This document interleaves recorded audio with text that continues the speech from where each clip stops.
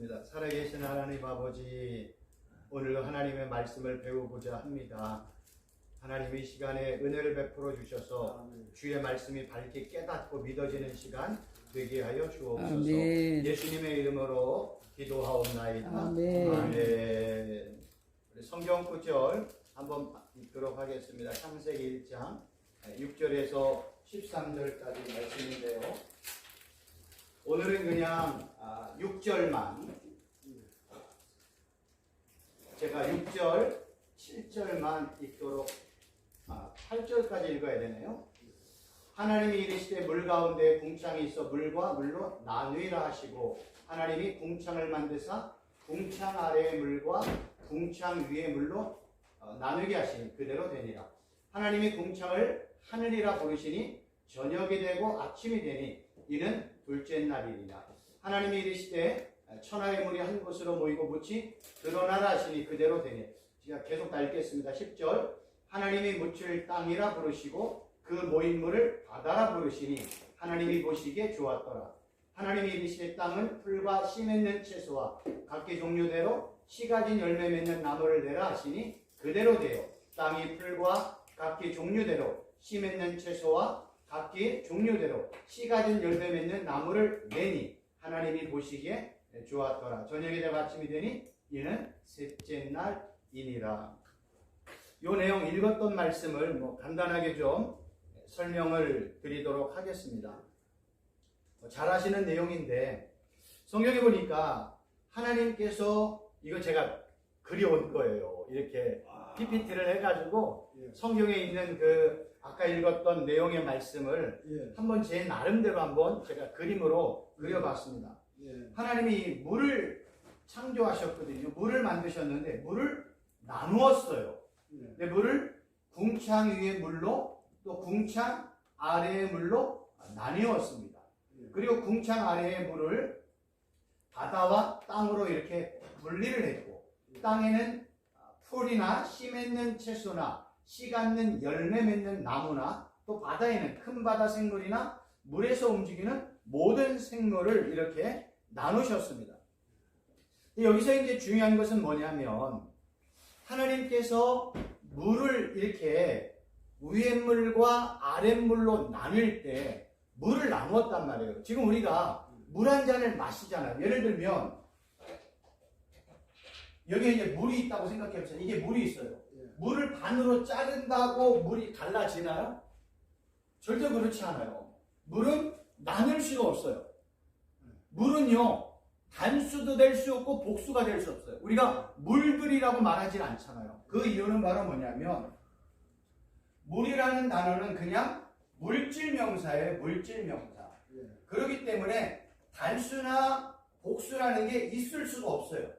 그런데 성경을 봤더니 신기하게도 성경에는요, 물을 나눴어요. 하나님이. 그래서 그 물을 어떻게 나누었냐면 궁창 위의 물과 궁창 아래의 물로 나뉘었다는 거예요.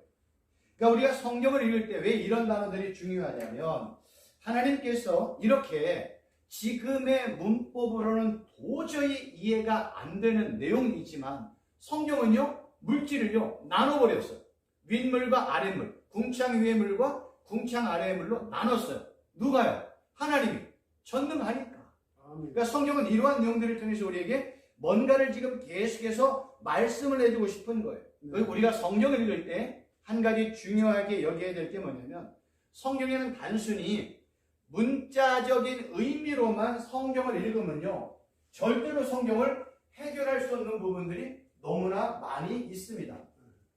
그래서 저는 성경을 표현할 때 첫째는요, 문자적인 의미가 맞아요. 이거를 다른 말로 사전적인 의미, 이렇게 표현할 수 있어요. 문자적이고 사전적인 의미. 그런데 두 번째는요, 항상 성경에 보면 상징이 있고요, 비유가 있고요, 그 다음에 여러 가지 어떤 표현들이 있어요. 심지어는 그림도 나오고 숫자의 모습도 나온단 말이에요. 이런 것들을, 상징과 비유를 문자와 사전적인 의미로 접근을 하면 절대로 이해할 수가 없어요. 그래서 우리는 예를 들어서 어떤 한 단어가 있으면 첫째는 문자적이고 상징적인 의미로 접근을 해야 되고, 둘째는요, 성경이 똑같은 단어가 성경 다른 곳에 어떻게 사용되어 있는지를 분명하게 볼 줄 알아야 돼요. 그래서 그거를 저는 성경적 언어라고 표현을 했어요. 성경적 의미, 언어라기보다는 성경적인 의미. 이 단어가 예수님과 하나님과 연관되었을 때는 어떤 의미로 사용되어졌느냐, 이런 의미로 제가 성경적 의미라고 두 번째 의미를 뒀습니다. 예를 들면 이것 때문에 그래요.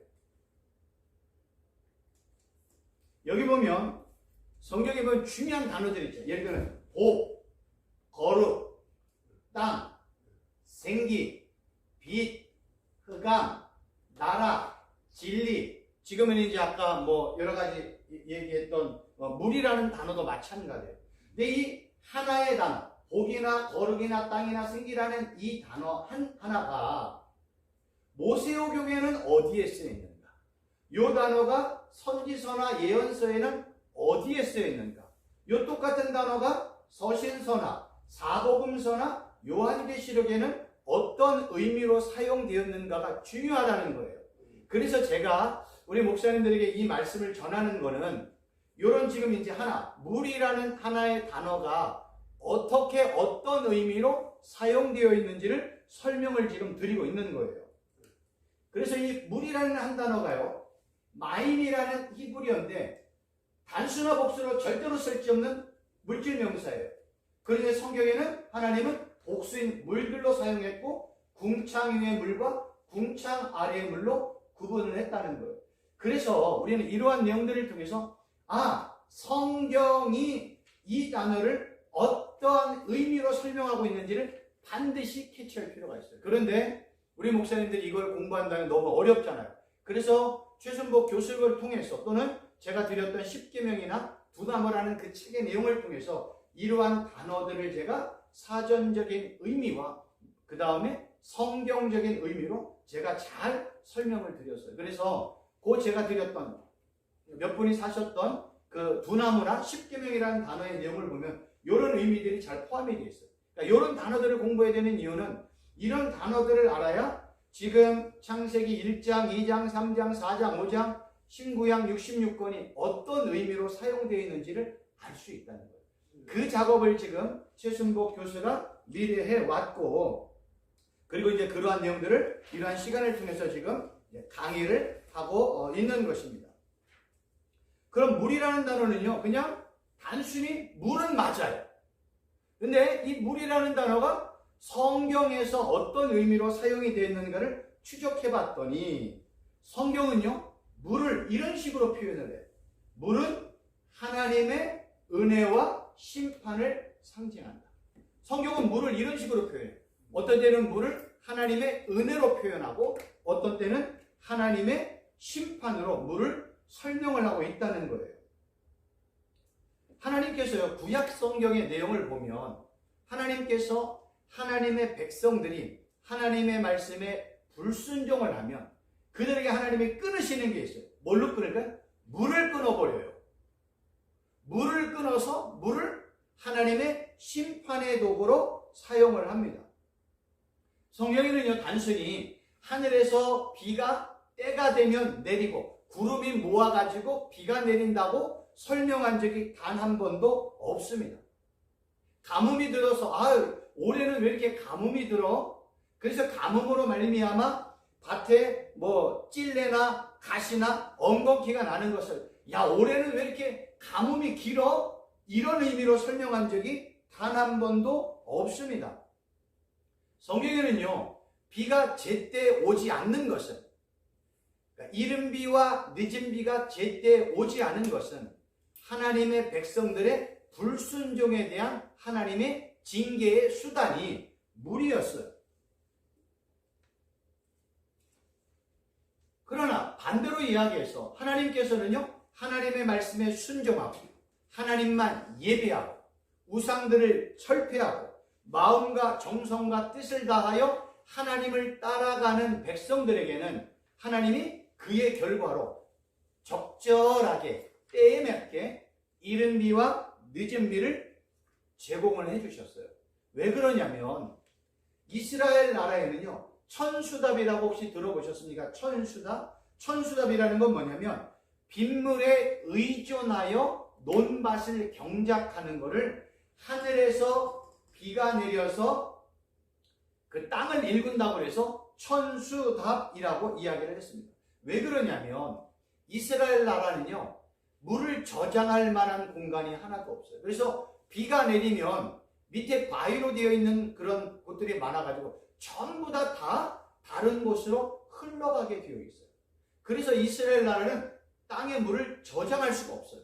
우리나라 같은 경우는 땅에 물을 저장을 하잖아요. 호수를 저장하려고 넓은 농토에 필요한 물을 저장해서 필요에 따라서 물을 공급해주고 빗물을 받잖아요. 근데 이스라엘 나라는 빗물을 받을 수 있는 여건과 환경이 아니에요. 그러니까 천수답이야. 그러니까 비가 적절하게 와야 때에 맞게끔 씨도 뿌리고 때에 맞게끔 추수도 할 수 있는 것입니다. 예를 들어서 비가 와야 되는데 비가 안 와요. 기근이 오고요. 가뭄이 와요. 그럼 하나님의 저주와 심판이에요. 비가 오지 말아야 되는데 비가 억수처럼 쏟아져요. 그것도 하나님의 징계와 심판의 표현이었습니다. 그래서 구약성경은요, 하나님의 말씀에 순종한 결과, 하나님만 예배하고 우상을 철폐한 결과로 하나님께서 때에 맞는 비를 이른 비와 늦은 비로 이렇게 허락을 해주셨다는 거예요. 그래서 이 연관된 몇 개의 성경 구절을 좀 읽어드리면 여기 있습니다. 에스겔 33장 22절에 보면 내가 또 전염병과 피로 그를 심판하여 쏟아지는 폭우와 큰 우박덩이와 불과 유황으로 그와 그 모든 무리와 그와 함께하는 많은 백성에게 비를 내리듯 하리라. 그러니까 우박덩어리를 뭐처럼 내려? 비처럼 내려요. 불과 유황을 뭐처럼 내려? 비처럼 내리는 거예요. 폭우가 쏟아지는 폭우예요. 가을에 추수를 해야 되는데 일주일 내내 비가 와. 그러면 그 1년 농사 망하게 되어 있습니다. 근데 신명기 28장 23절 24절 보니까 내 머리 위는 하늘에 놋이 되고, 하늘이 놋이에요. 그 다음에 내 아래 땅은 철이야. 철에다가 곡식을 심으면 어떻게 되겠어요? 망하지요. 여호와께서 비 대신 티끌과 모래를 내 땅에 내리시리니 그것들이 하늘에서 내 위에 내려 마침내 너를 멸하리라. 비가 와야 되는데 하늘에서 뭐가 와요? 티끌, 먼지가 오는 거예요. 우리가 지금 매번 이 미세먼지 때문에 그래요. 중국에서 막 미세먼지가 넘어온다고 그러잖아요. 그 미세먼지가 360을 오인다고 생각해 보세요. 24시간 온다고 생각해 보세요. 모든 농사 다 망하게 되어 있어요. 그런데 하나님은 하나님의 말씀에 불순종한 이스라엘 백성들에게 하늘에서 비 대신 뭐가 내린다? 티끌과 모래를 쏟아부어 주겠대요. 그런데 하나님은 하나님을 예배하는 백성들에게 은혜의 담비를 내려주시는데요. 요엘서 2장 23절 그가 너희를 위하여 비를 내리시되 이른 비를 너희에게 적당하게 주시리니 이른 비와 늦은 비가 예전과 같다. 그러니까 비가 올 때 비가 적당하게 와야 돼요. 때에 맡기고 와야 돼요. 그게 복이야. 그러니까 성경은 그래서 하나님이 이른 비와 늦은 비를 적당하게 내리는 것을 하나님의 축복의 통로라고 생각을 한 거예요.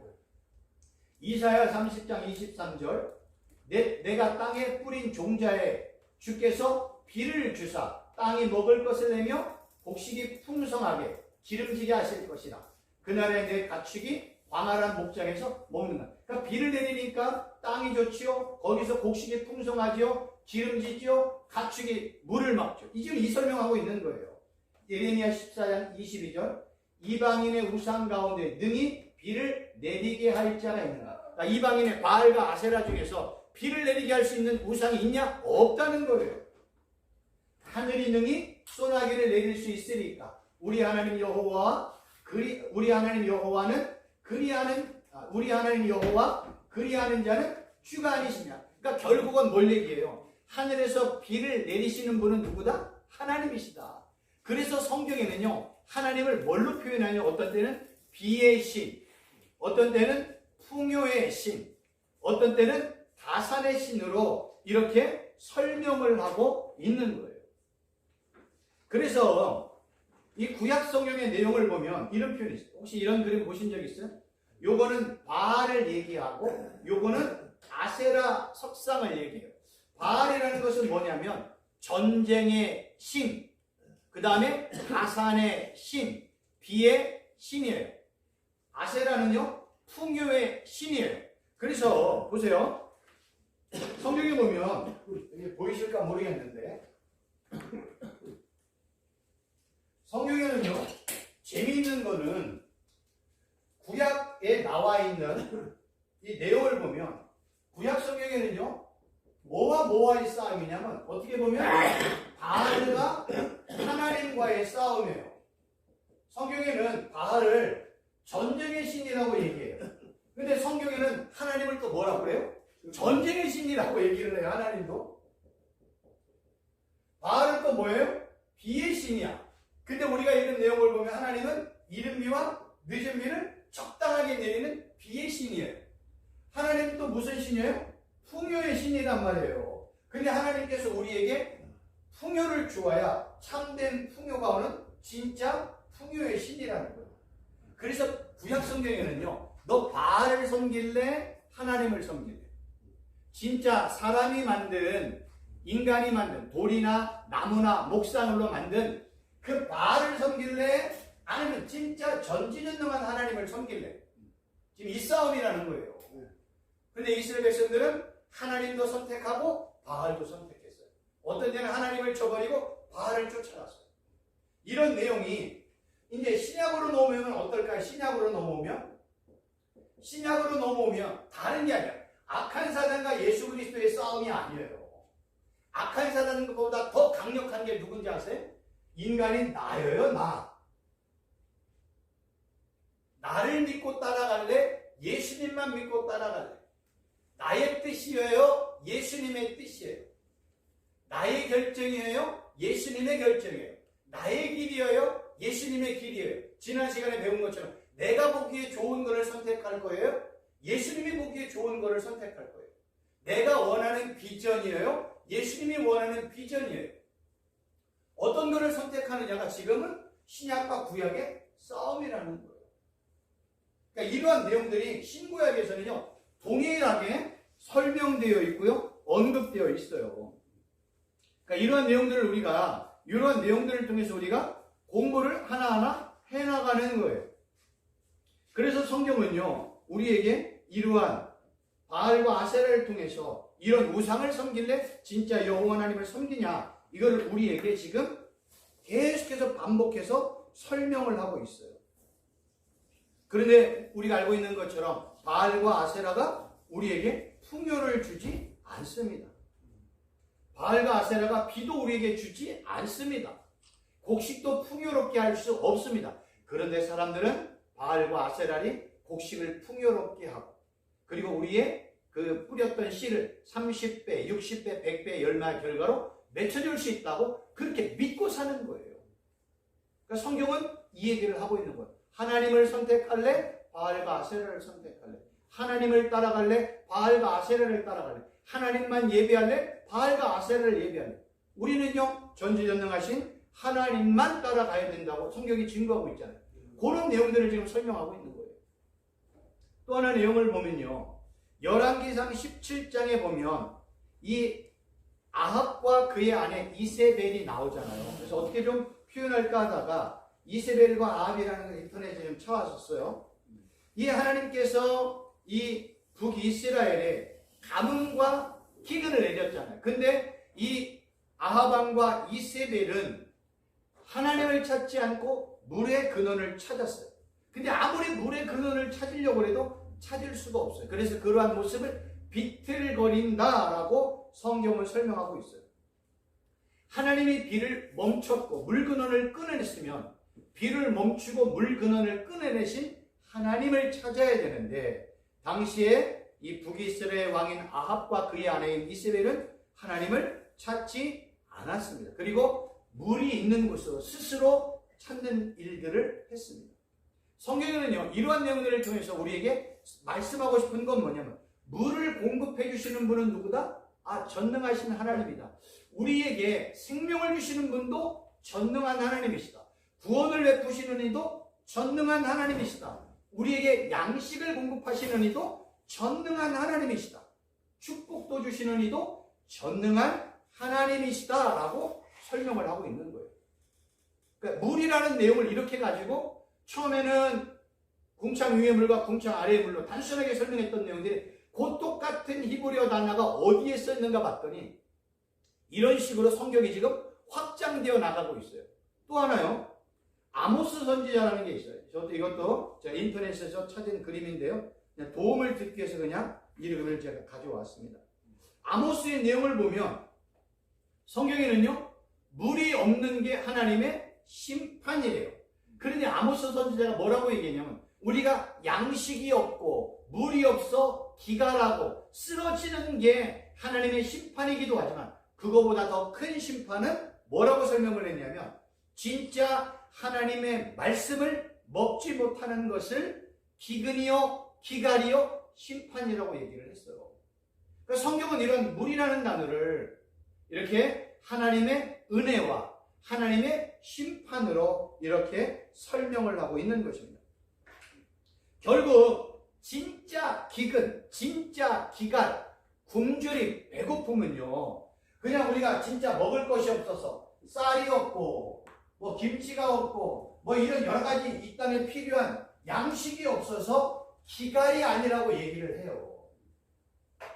구약 성경에는요. 이런 식으로 표현해서 기갈, 기근, 굶주림, 목마름 이런 식으로 표현을 합니다. 근데 이러한 내용이 여기에도 있지만 반드시 이러한 내용은 누구와 연관이 돼요? 하나님과 예수님과 연관이 되어 있다는 거예요. 성경은 뭐라고 얘기를 해요? 예수님을 생명의 떡, 생수라고 얘기하잖아요. 그래서 예수님이 나를 먹어라, 내 피를 마셔라 이렇게 얘기를 하는 거예요. 그러니까 예수님을 생명의 떡으로, 예수님의 말씀을 생수의 말씀으로 받아먹지 못하는 사람이 진짜 기근을 만난 것이고 진짜 기갈을 만난 것이고 진짜 배고프고 진짜 목마름이라는 거예요. 성경은 이러한 내용들을 우리에게 계속해서 설명하고 있는 거예요. 그래서 이러한 설명을 아모스 선지자가 얘기하잖아요. 하나님의 말씀을 듣지 못하는 게 진짜 기갈이다. 그리고 그런 내용들이 이제 신약으로 넘어와서는 예수님이 뭐라고 해요? 나를 생명의 떡으로 생수로 먹지 않는 그들이 진짜 기갈이다. 그래서 예수님이 내가 생명의 떡이다. 내가 생명의 떡이다. 나는 하늘로부터 내려오는 생명의 떡이다. 이렇게 선언을 한단 말이에요. 그러니까 우리는 매일 두 가지 양식을 먹어야 돼요. 어떤 양식? 이 땅의 양식을 먹어야 돼요. 오늘 뭐 김밥 드셨는가 모르겠는데 우리가 1시부터 2시까지 점심시간이잖아요.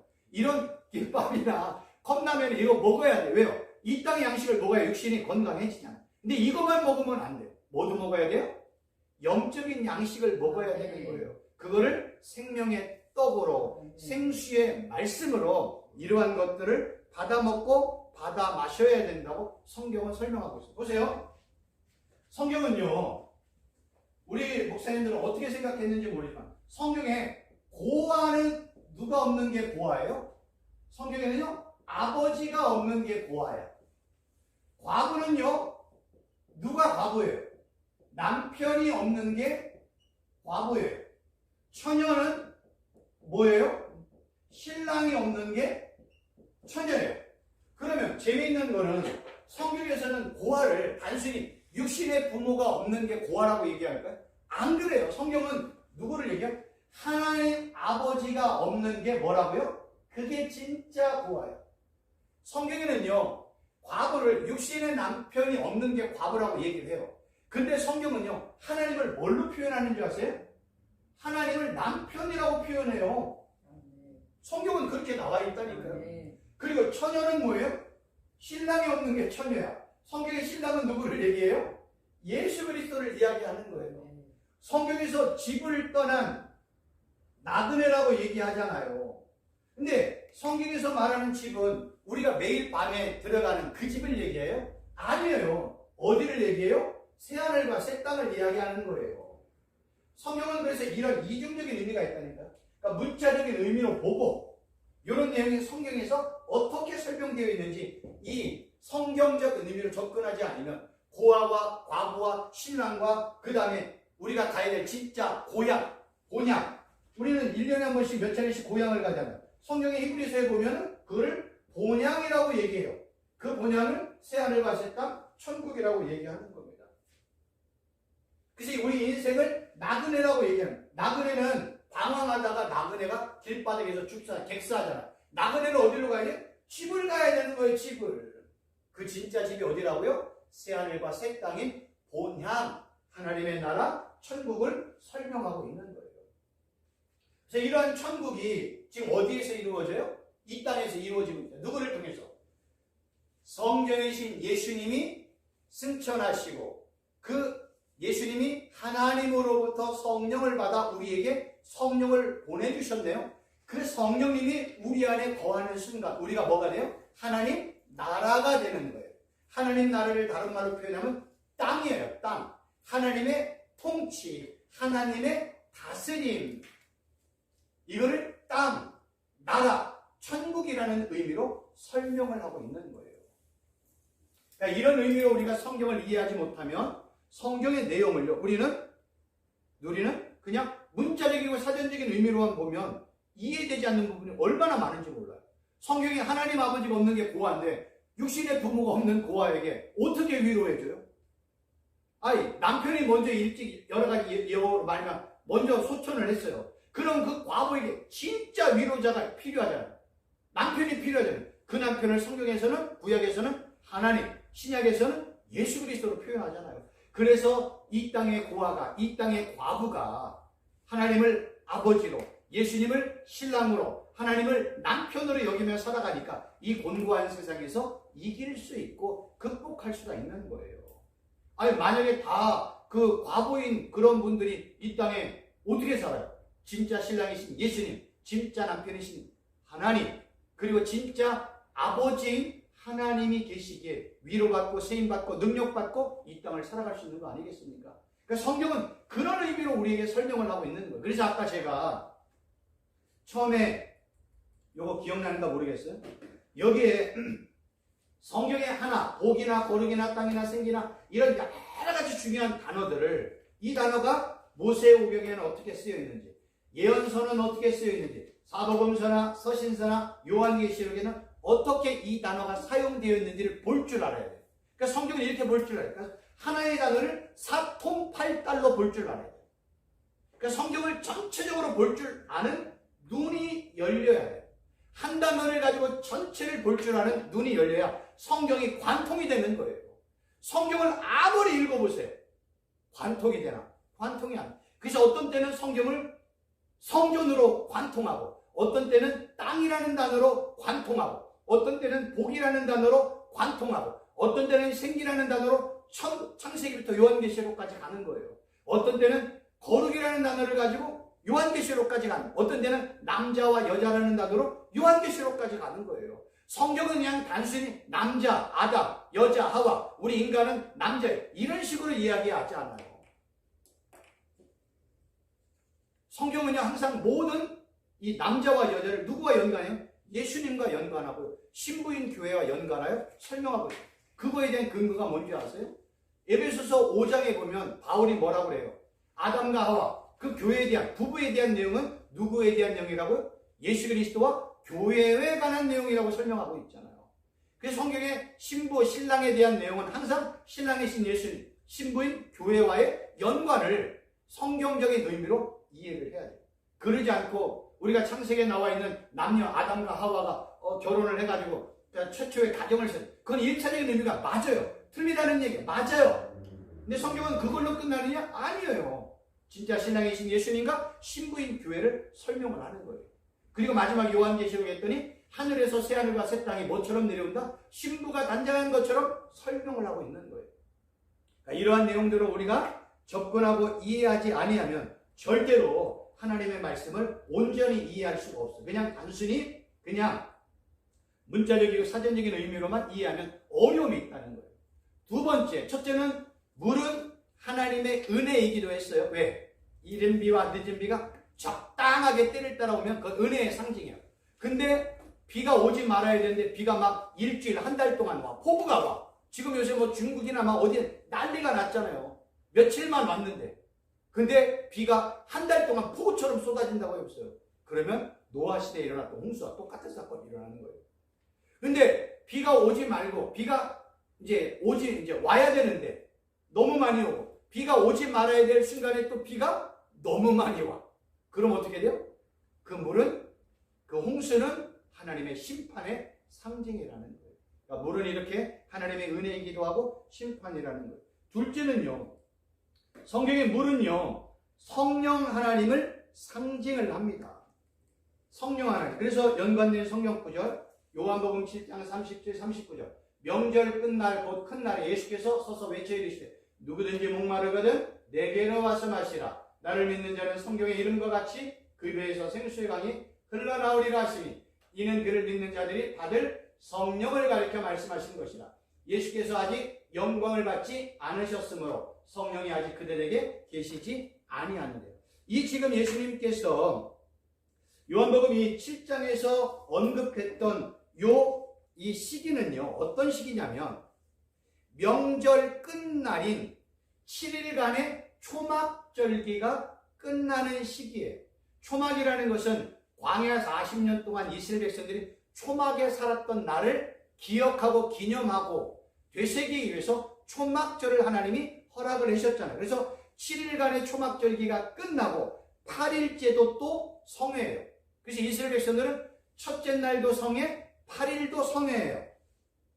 그런데 초막절 7일 기간 동안에는요, 제사장들이요 매일 아침 성전 제단에 물을 붓는 의식이 있습니다. 그래서 제사장 중에 한 사람이 새벽에 행렬을 깃굴로 실로암이라는 곳으로 가서 실로암 못에 내려가서 황금 주전자에 물을 가득히 담아서 아침 제사를 드리기 위해 성전으로 올라와요. 그리고 그 실로암 물에서 못에서 가져온 물을 서편 굴뚝에 이렇게 붓는 의식을 초막절 7일 동안 진행을 합니다. 그리고 진행을 하면서 성가대가 막 하나님을 찬양하고 할렐루야 찬송을 부르는 일들이 초막절 7일 동안 거행이 됩니다. 이렇게 초막절을 7일을 거행하는 첫 번째 이유는 아까도 말씀을 드렸지만 하나님께서 초막을 지내는 동안에 광야에서 어떻게 살았는지를 기억하라는 거고요. 그리고 광야길을 갈 때 제일 중요한 게 뭐예요? 물이잖아요. 물을. 하나님이 반석에서 물을 내신 사건을 기념하라는 거예요. 두 번째로는요, 하나님께서 적당한 때에 이른 비와 늦은 비를 주시는 하나님이심을 기억하고 하나님 앞에 예비하며 찬양하는 날이 초막절기 안에 있어요. 그런데 7일 동안 이렇게 물을 붓는 행식이 끝나고 8일째가 되면 물을 붓는 예식이 없어요. 제사장이 실로암 못에 가서 물을 황금 주전자에 가져오지 않아요. 그 8일째 되는 성회에 예수님께서 뭐라고 말씀하셨어요? 물을 붓는 의식이 없는 8일째 예수님이 내가 생수야, 너희 배에서 생수의 강이 콸콸 쏟아질 거야 라고 선포를 하셨어요. 언제요? 요때요. 명절 끝나고 이제 8일째 누구든지 목마르거든 내게로 와서 마셔. 나를 믿는 자는 성경의 이름같이 그 배에서 생수의 강이 흘러나오리라 하시니 이는 그를 믿는 자들이 받을 성령을 가르쳐 말씀하신 거예요. 지금 예수님이 뭐라고 그래요? 내가 너희에게 그 목마른 자들에게 물을 주는 그러한 사람이야. 나를 믿는 자에게 내가 네 배에서 생수의 강이 콸콸 쏟아질 거야. 성령을 설명하고 있는 거예요. 성경이 이러한 내용을 통해서 예수님 우리에게 말씀을 하고 있다. 왜요? 8일째 아무 물의 예식을 거행할 수 없는 8일째 의도적으로 이렇게 예수님이 말씀을 하시는 겁니다. 결국 예수님이 뭐라고 말씀하셔요? 내가 생수야. 내가 사람들의 갈증을 해갈시키는 생수야. 내가 반석에서 물을 일으키는 그리스도야. 내게 오는 자는 영원히 목마르지 않아. 나를 믿는 자는 배에서 생수의 강, 진리의 말씀이 콸콸 쏟아질 거야. 그러므로 누구에게 오라는 거예요? 예수님께 오라는 거예요. 내게 오면 예수님이 성령을 충만하게 부어 주신다는 겁니다. 그래서 예수님이 이런 표현을 쓰잖아요. 그러니까 초막절기 이런 행사가 요한복음 6장 35절 예수께서 이르시되 나는 생명의 떡이니 내게 오는 자는 결코 줄이지 아니할 터요 나를 믿는 자는 영원히 목마르지 않는다.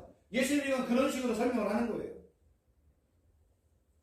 성경은 이렇게 목마른 배고픔을 다 누구와 연관해요? 예수님과 성령 하나님과 연관하여 설명을 하고 있다는 거예요. 여러분 생각해 보세요. 성경이 말하는 목마름, 갈증, 기근, 배고픔을 단순히 그냥 육체적인 목마름과 배고픔으로 설명을 했다면 야 최순복 교수야 너 목마르냐? 너 여기 마트에 가서 삼다수물 사먹어 이렇게 얘기하지 않겠어요? 예수님 당시에도 물 먹으면 물을 가지고 떠다니면서 마실 수 있어요. 근데 예수님이 왜 의도적으로 뭐라고 말씀하세요? 나는 생명의 떡이야. 나를 먹어야 배고픔에서 해갈돼. 내게 오는 자는 결코 줄이질 않아. 나를 믿는 자 진짜 영원히 목마르지 않아. 이렇게 설명해요. 왜요? 예수님이 생명의 떡이니까. 예수님이 생수이시니까 이렇게 우리에게 말씀하고 계시는 거예요. 이러한 내용을 접근하지 않으면 그래서 이 내용을 초창기에 있는 사람들이 야, 우리가 예수님의 살을 먹으라는 거예요. 우리가 식인종처럼 예수님의 살을 먹으라는 얘기에 이해가 안 되는 거예요. 예수님은 예수님의 말씀을 생명의 떡으로 생수의 말씀으로 받아먹고 받아마시라고 설명을 했는데 당시의 사람들이 이러한 내용을 깨닫지 못해요. 그래서 아니 저 사람은 자기를 뜯어먹으라는 얘기야? 이렇게 이해할 수밖에 없는 거예요. 근데 예수님을 뭐라고 그래? 내가 말씀이잖아. 내가 생명의 떡이잖아. 내가 생수를 주는 자잖아. 그러니까 나를 통해서 생명의 떡도 먹고 생수의 말씀도 받아 먹어야 진짜 배고픔, 진짜 목마름을 해결시킨다고 성경을 설명하고 있는 거예요. 보세요. 예수님께서 이 땅을 몇 년을 사셨어요? 대개 공적 사역을 3년 6개월을 했다고 대개 이야기를 합니다.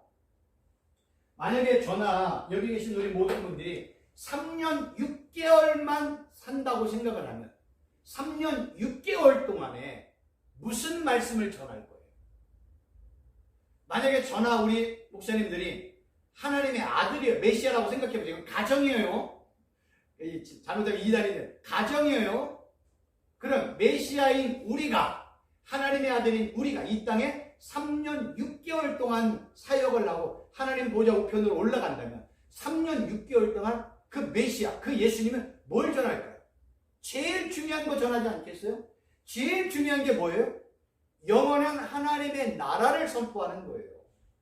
왜 우리의 이 땅의 삶은 아무리 길어봐야 200년 미만이에요. 지금도. 예수님 당시도 200년 미만이에요. 그러면 하나님이 보는 시각에 200년은 점도 아니에요. 점도. 티끌처럼 보이지도 않아요. 그러한 시간에 그 200년에서 또 3년 6개월로 줄여 그 기간 동안에 전능자이신 예수님 하나님의 아들 이 땅에서 말씀을 선포하고 메시지를 전한다면 무슨 말씀을 전할까요? 영원한 하나님의 나라만 증거하는 거예요. 그래서 성경에서 많은 비유의 내용이 다 뭐와 연관이 되어 있어요? 하나님 나라와 연관이 된 비유를 설명을 하는 거예요. 예수님은 모든 공적 사역을 통해서 예수님을 믿어야 영원한 하나님의 나라에 들어감을 설명을 하는 거예요. 예수님의 통치를 다스림을 받아야 된다고 설명하고 있는 거예요. 그래서 예수님을 만왕의 왕, 만주의 주라고 설명을 하고 있는 것입니다. 그런데 문제는 여기서 발생을 하는 거예요. 지금도 많은 교회는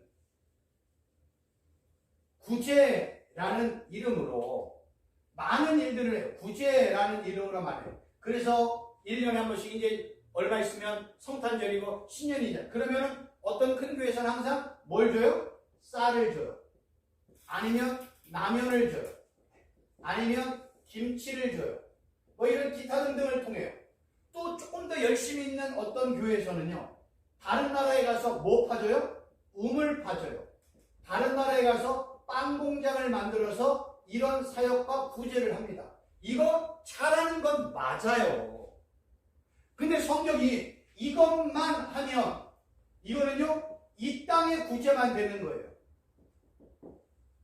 영적인 구제도 해야 돼. 영원한 구제도 해야 되잖아요. 영원한 구제. 그러나 지금 시대는 뭐예요? 1년에 몇 차례씩 쌀도 막 100개, 200개, 20kg, 30kg짜리 막 갖다 주고 독거노인 찾아가서 김치 주고 반찬해주는 일을 하는 교회를 너무나 잘하고 있다고 칭찬하는 거예요. 그래서 가난한 자들, 헐벗은 자들, 궁핍한 자들, 굶주린 자들을 찾아가서 이런 육체적인 필요를 나눠주는 것을 너무나 잘하고 있다고 말해요. 이거 정말 잘하고 있는 건 맞아요. 근데 성경이 이것만 하라고 그래요? 이거 외에 또 하라는 게 있잖아요. 진짜 뭐를 하라는 거예요? 진짜 구제는요, 하나님의 심판받아 멸망받을 그들을 그 하나님의 저주와 하나님의 심판으로부터 흑암과 그 다음에 어둠으로부터 그들을 끄집어내는 게 진짜 구제 아니에요? 성경은 이런 육신적인 구제의 모습을 통해서 진짜 구제가 뭔지를 설명을 해주는 거예요. 예수님은요, 육신의 눈이 눈먼 자를 통해서 육신의 눈을 이렇게 뜨게 해주잖아요. 그런 모습을 통해서 예수님은 믿음의 눈이 열리는 것을 설명하는 거고요. 귀가 닫힌 에바다에서 귀를 열어서 육신의 소리를 듣게 하는 그 모습을 통해서 진짜 믿음의 귀가 열려야 됨을 우리에게 설명을 하고 있다는 거예요. 그러니까 성경은 이런 이중적인 의미를 반드시 이해하지 못하면 우리는 다 뭘로 가게 돼 있어요? 이런 구제를 율법, 계명, 규례, 법도, 윤리, 행위로 가는 거예요. 아니면 이런 것들을 종교적인 의식으로 가는 거예요. 종교의식.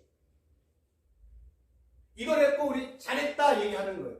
근데 우리가 알고 있는 것처럼 율법과 규례와 법도와 그 다음에 이런 것들을 완벽하게 지키는 사람은 단 하나도 없잖아요. 이걸 통해서 하나님에 의해 이룰 수 있는 사람은 아무도 없어요. 율법과 규례와 법도와 윤리를 통해서 행위를 통해서 구원에 이를 자는 아무도 없어요.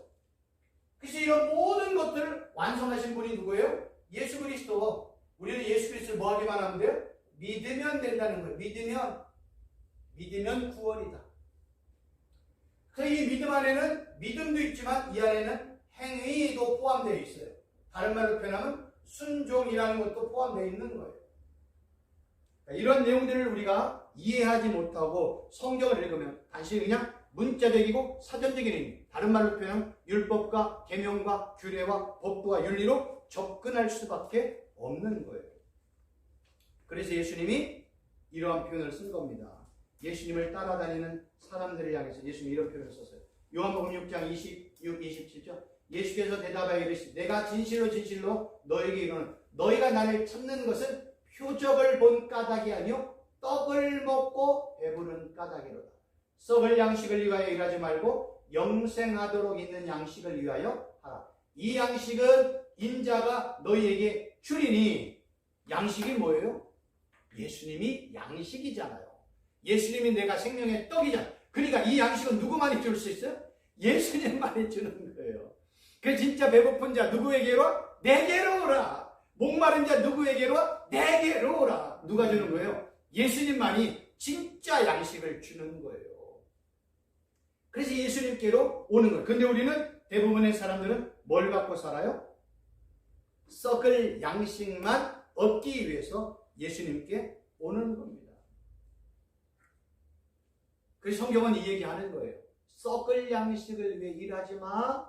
영생하도록 하는 양식을 위하여 일해야지.